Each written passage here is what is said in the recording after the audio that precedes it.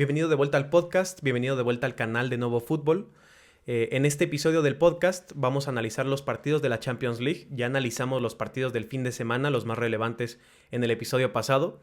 Entonces en este vamos a hacer una preview, una reseña, bueno, más bien una revisión de lo que sucedió en los partidos anteriores de esta Champions en la ida y cómo creo que resolverán algunos de los equipos su pase a los cuartos de final. Comenzamos con este Arsenal-Porto, que en mi opinión es el más interesante en cuestiones del resultado que ya teníamos, porque bueno, el más interesante en cuanto a fútbol seguramente será el del Inter para ver cómo uno de los máximos favoritos puede cerrar una eliminatoria que tiene muy encaminada.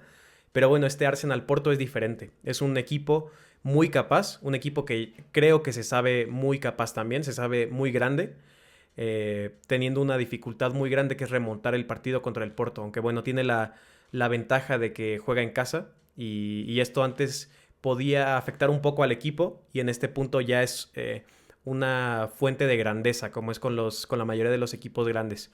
Veo a este Arsenal en un nivel muy superior a la mayoría de los equipos de la Champions League, de la Premier también. Creo que es el mejor equipo de Inglaterra y es uno de los mejores equipos del mundo en este momento. Puede parecer un poco de hipérbole o de que doy demasiada ventaja o soy muy bondadoso con este equipo, pero simplemente es lo que veo y lo que veía desde el verano.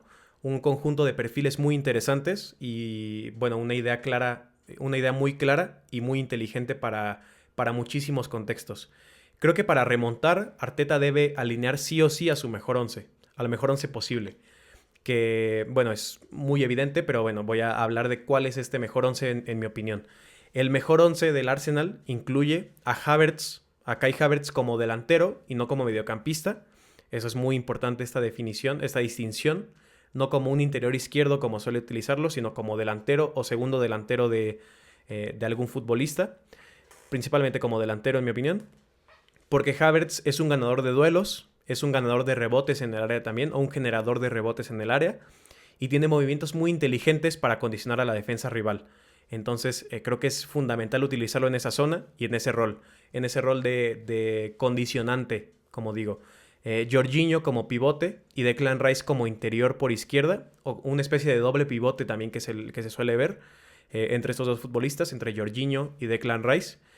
Ellos por esta zona y Odegaard como interior derecho también. Ese es para mí las piezas clave que deberá utilizar Arteta, porque creo que las demás no van a cambiar. Va a ser Martinelli por izquierda, Saka por derecha, obviamente, tu mejor futbolista.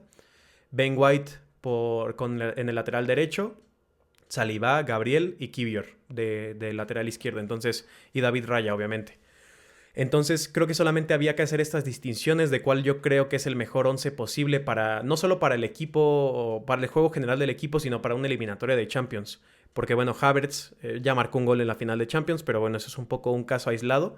Pero creo que sí tiene mucha capacidad de influir en los partidos grandes. Entonces bueno, creo que esto deberá ser cosas que creo que podrían ayudar al equipo. Es profundidad para Odegaard, dar profundidad a Odegaard sí como interior derecho, pero un poco más atrasado, para traer a la línea del Porto, a la segunda línea, que va a intentar cubrir a Odegaard, a traer a esta línea, generar espacios por ahí, y sobre todo para quitar marcas de Saka, que es algo que tendrá muy en cuenta el Porto, porque, bueno, Saka es un rompepartidos, un revienta eliminatorias, ya está en ese nivel de futbolista, entonces esto es algo clave, liberar a Saka. También creo que Odegaard o Ben White deben encontrar a Kai Havertz en el área. Aunque Kai Havertz es un señuelo. O sea, bueno, puede estar cualquiera de los cabeceadores excelentes que tiene el Arsenal. Puede estar Kai Havertz, como digo. Puede estar otro muy, muy buen cabeceador en Declan Rice. O incluso un cabeceador absolutamente élite. Que también suele encontrarse en situaciones así. Sobre todo si el Porto logra encerrarse. Que es Gabriel Magalhães. Creo que, como digo, es un rematador de cabeza élite, entonces encontrar a estas buenos futbolistas por aire es absolutamente fundamental y crucial para el equipo. Es una herramienta más, sobre todo contra un bloque bajo. Creo que remontará el Arsenal, esto lo tengo que sacar del camino, decir directamente, remontará el Arsenal en mi opinión, y creo que la razón es porque tiene argumentos futbolísticos y anímicos para remontar un partido tan complejo. Los argumentos futbolísticos, claro que los tiene, porque es un equipo muy completo, muy balanceado y muy capaz, con talento absolutamente diferencial en prácticamente, bueno, en todas las líneas, quizás solo en la portería, ¿no? Con Rice, en el centro del campo, con Saliba, con Saka, con Odegaard, como digo, muy grande el arsenal ofensivo de este Arsenal, vaya. Pero bueno, argumentos futbolísticos, claro que los tiene. Creo que el público también será combustible para este equipo, obviamente porque resuelven en casa. Y creo que son mucho más fuertes de lo que la gente piensa. Creo que el Arsenal es mucho más fuerte de lo que la gente le da. La gente, bueno, en Inglaterra no simpatiza mucha gente con el Arsenal, obviamente, como en todos los países hay equipos. Pero bueno, en general el Arsenal tiene una etiqueta de equipo débil mentalmente, de pecho fríos también. Y creo que puede que haya sido real en algunos otros años. No creo que haya sido en el año pasado. Creo que tiene que ver más circunstancias que llevan a que el Arsenal pierda el título en la Premier League. Pero bueno, no creo que sean nada débiles. De hecho, creo que son muy fuertes mentalmente. Y creo que la gestión de Arteta y el trabajo mental que ha hecho en este equipo es muy importante. Creo que ha crecido mucho la motivación y la capacidad motivadora de cada uno de los futbolistas del equipo durante el mandato de Arteta. Entonces, un equipo muy grande mentalmente, motivación top, sobre todo por el partido, el tipo de partido que tienen enfrente y las posibilidades que se abren una vez que pasen. Y para mí siguen siendo uno de mis favoritos para la Champions League, de mis 4 o 3 favoritos. Y bueno, en caso de pasar serán cada vez más peligrosos porque no solo tendrán una herida sanada más como es remontar un partido tan complejo, sino que también ganarán tiempo para recuperar a piezas muy importantes, como pueden ser Partey, pero como puede ser también Tomiyasu y Timber, que creo que llevarán al equipo a un punto aún más alto defensivamente. Si ya estaban muy altos, creo que recuperando a estos dos será un equipo, un nivel mucho más alto y un nivel muy complejo de hacerle frente. Entonces, así es como lo veo. Arsenal remonta, con casi toda la seguridad lo digo. Y bueno, espero un partido interesante y un partido divertido también. La segunda eliminatoria a analizar es el Barcelona-Napoli. Creo que, bueno, ya comentaba en el episodio del podcast anterior en el que hablaba sobre el juego del Barcelona y el Mallorca. No he visto una mejoría en el juego del Barça de Xavi. Desde la ida, creo que no ha cambiado prácticamente nada. Y de hecho han empeorado bastante el centro del campo con las bajas tan sensibles. Y creo que sí ha habido un mejor asentamiento del Napoli con la nueva dirección que ha tomado. Creo que sí ha habido un mejor comienzo de un trabajo más complejo y mucho más estructurado. Entonces, el Barcelona tendrá muy difícil afrontar esta eliminatoria, como digo, por las bajas y porque creo que el rival sí ha mejorado en algo. El Barcelona tendrá también dificultad para defender los intervalos entre los defensores, o bueno, para proteger esas zonas, esos espacios entre defensores, algo que es muy explotable para futbolistas como Kvaratskhelia y Osimhen, sobre todo ellos. Los defensores del Barcelona creo que pecan mucho de ser impacientes y suelen salir mucho de posición o de no rastrear al corredor que entra al área. Se ha visto en muchos partidos estos dos errores. Ser muy frenético, saltar a la presión inmediatamente, algunos lo hacen más que otros, y bueno, el no rastrear que alguien está entrando por tu lado ciego, por tu punto ciego. Entonces creo que esto será muy difícil y es muy explotable para los dos mejores del Napoli. En la ida yo imaginaba un duelo más duro en el centro del campo, lo comentaba en mi previa y terminó no siendo así, no terminó siendo un duelo tan complejo por esa zona, pero porque el Napoli estaba horrible también en ese punto. Fue un juego horrible el del Napoli en la ida, el del Barcelona fue ligeramente mejor en mi opinión. Bueno, los primeros minutos fueron buenos y después bajó un poco el nivel hasta que terminó siendo prácticamente lo mismo que el Napoli. Creo que ahora está mejor el Napoli, ya no es horrible y será muy difícil para el Barcelona hacerse con el campo porque te ganas el campo en el centro del campo, tomando en cuenta las bajas de Pedri y sobre todo de Frenkie de Jong. Perdiendo a, como digo, un progresador o a un progresivo, no sé cómo llamarlo, como Frenkie de Jong y un futbolista tan bueno con el balón y tan seguro como Pedri, será muy difícil ganar esta zona. Aunque creo que Gundogan será la clave. Gundogan podría ser la razón por la que logre verse como capaz este centro del campo, porque es un excelente vínculo entre las tres líneas y también da una muy importante claridad en el último tercio para el equipo. Entonces, si Gundogan está fino, si Gundogan está brillante, que no veo por qué no, porque funciona bastante bien en los partidos importantes. Si está bien, creo que podría dar mucha creatividad a futbolistas como Lewandowski, que también tiene mucha experiencia en ese tipo de partidos. Entonces, bueno, sí hay una ligera esperanza de ser muy impactante para el Barcelona en esa zona, pero no lo veo muy posible. Seguramente terminará siendo un ida y vuelta. Aunque no creo que le convenga esperar al Barça, no creo que le convenga no encerrarse, sino esperar un poco más al rival.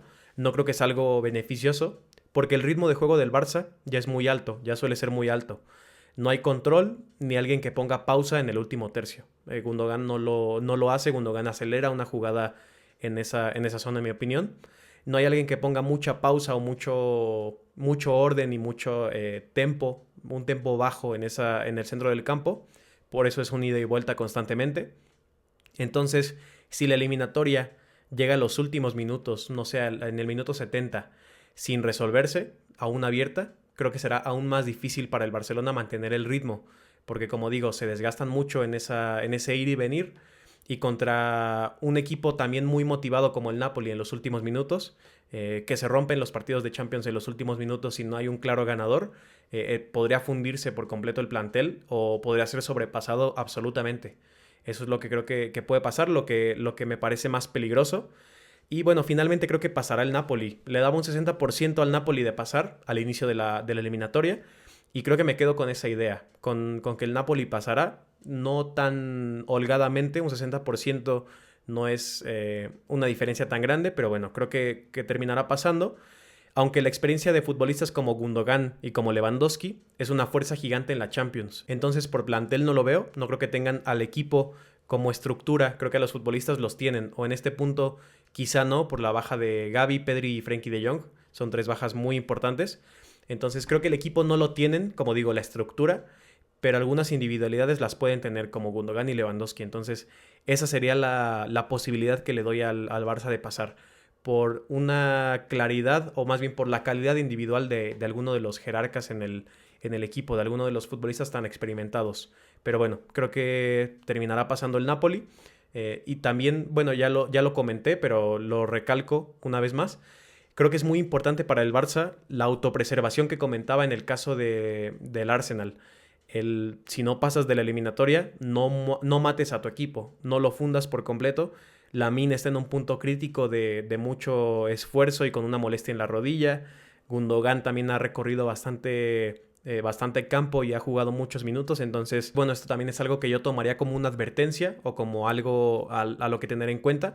No solo para este partido, sino también para los demás partidos que siguen, que serán fundamentales para que el Barcelona no se desconecte y no se reciba un susto por despegarse del top 4 en la liga. Vamos ahora con el Atlético de Madrid-Inter. El Atlético creo que llega en la peor situación posible a este partido, perdiendo y ante un excelente equipo en ambas facetas, en la faceta ofensiva y la defensiva. No veo cómo pueda pasar el equipo de Simeone, simplemente, no lo veo. Es un juego muy plano el que tienen, en ataque sobre todo. Y el Inter demostró ante el Bologna que puede esperar y no le incomoda no generar en un partido también. Entonces podría esperar al Atlético todo lo que quiera. Y como digo, es muy bueno en las dos facetas. Entonces son capaces de armar ataques muy rápidos, incluso largos, como con los envíos de Bastoni o Çalhanoğlu, por ejemplo. Y romper el planteamiento de Simeone, que sería ofensivo, para intentar remontar. Entonces los duelos en el centro del campo también es algo que ya veo perdido para el Atlético. Sigo viendo que serán a favor del Inter, por la relación que hay entre los futbolistas del Inter en el campo, que están más cerca del otro.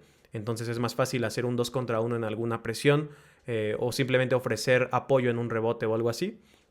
Entonces los duelos aquí en esta zona los sigo viendo perdidos. Y las principales ventajas de muchos del Atlético de Madrid creo que son neutralizadas por el planteamiento y la muy buena estructura del Inter. La excelente presión del Inter, también el poco riesgo que permite, el poquísimo riesgo. Esto creo que puede neutralizar un poco a Griezmann, que es un muy buen jugador entre líneas también. Y bueno, el Inter puede cerrar un poco el juego por ahí. Y también la anticipación de sus futbolistas, de prácticamente todos, de defensores, mediocampistas y delanteros, evita este juego entre líneas. Entonces, evita o puede interceptar pases arriesgados pero filtrados como puede hacer Rodrigo de Paul, por ejemplo, algún Rodrigo de Paul del equipo, no solamente él. El juego que puede hacer Griezmann con una muy buena capacidad que tiene para recibir el balón y encaminarse hacia las zonas de peligro. Creo que todas estas herramientas las puede neutralizar muy bien el Inter. En general creo que emparejan muy mal estos dos equipos y ya está resuelta la eliminatoria. Entonces lo veo aún más difícil bueno, no resuelta, pero muy encaminada para el Inter. Entonces lo veo aún más difícil para el Atlético. Incluso si el Inter decidiera atacar, decidiera ir enfrente o ir a atacar al Atlético de Madrid, la amplitud de su juego también podría encerrar al rival.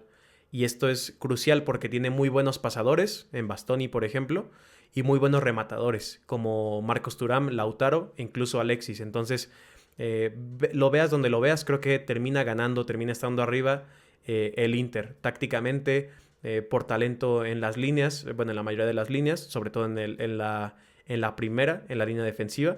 Entonces, simplemente no lo veo posible y no creo que el Atlético de Madrid sea capaz de mover el bloque del Inter como lo intentó hacer el Bologna, porque el Bologna está trabajado para eso y creo que el Atlético de Madrid no lo está, aunque tenga también futbolistas de élite obviamente, creo que simplemente no está optimizado el equipo para jugar así.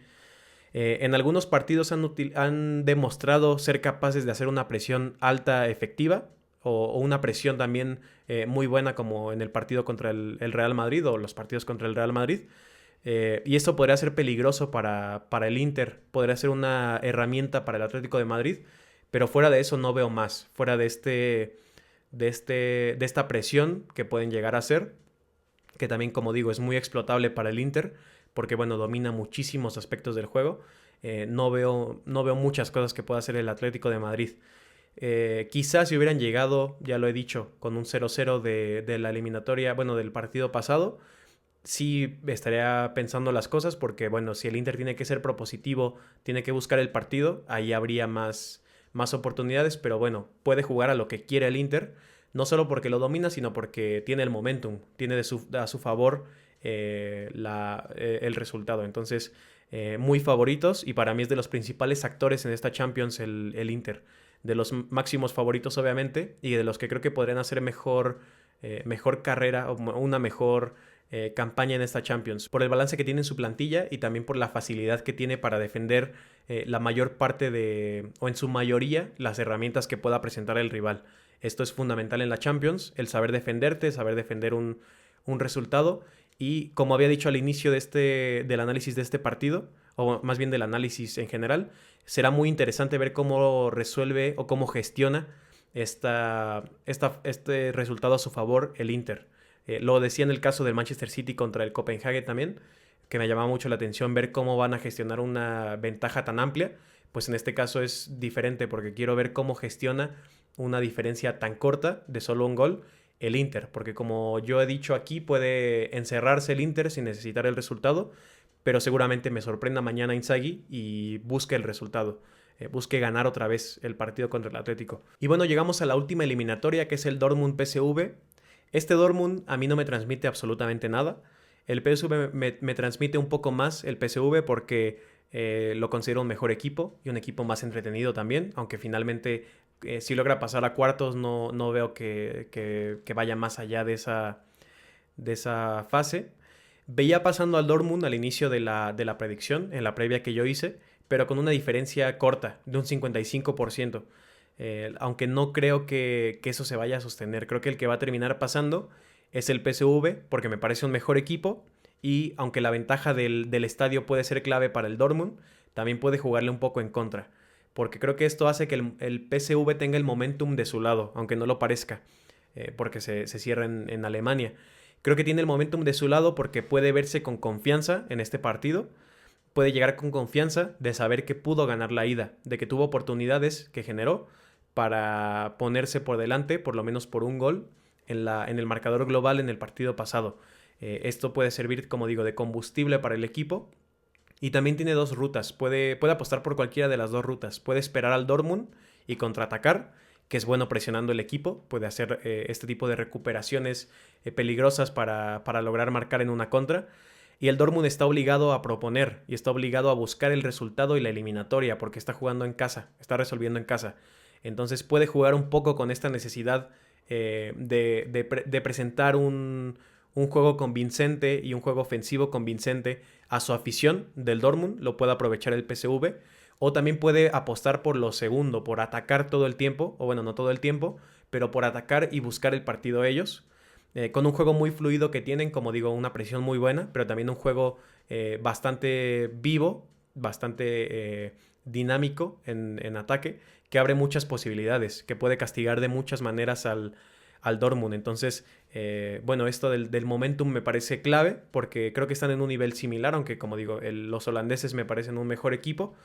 Aunque es una eliminatoria muy impredecible, bastante impredecible. No tengo muy claro quién vaya a pasar y aunque suene un poco mal, un poco grosero, creo que cualquiera de los que pasen solamente será carne de cañón en los cuartos de final. Entonces no veo muy relevante esta eliminatoria, aunque bueno, me decanto por el PSV, cambiando la predicción original. Predecía una victoria del Dortmund, pero bueno, me inclino por el PSV porque me parecen más interesantes. Entonces, esos son el análisis de todas las eliminatorias de la Champions League de esta semana. Algunos muy clave como el partido del Arsenal, otros que ya están un poco más encaminados pero serán interesantes como el del Inter también. Puedes ver el resumen o el análisis de los partidos de esta semana, de este fin de semana, en el canal o en esta cuenta de Spotify donde estés escuchando el contenido. También me puedes seguir en mis redes sociales para encontrar análisis más cortos, comentarios también más cortos, más inmediatos en esas plataformas. En Instagram, en TikTok y en Twitter, todas como Novo Fútbol. Sígueme en esas redes, sígueme en YouTube también, suscríbete en Spotify, en todas las redes para que no te pierdas ninguno de los contenidos. Y nos vemos o nos escuchamos en el siguiente episodio. Hasta luego.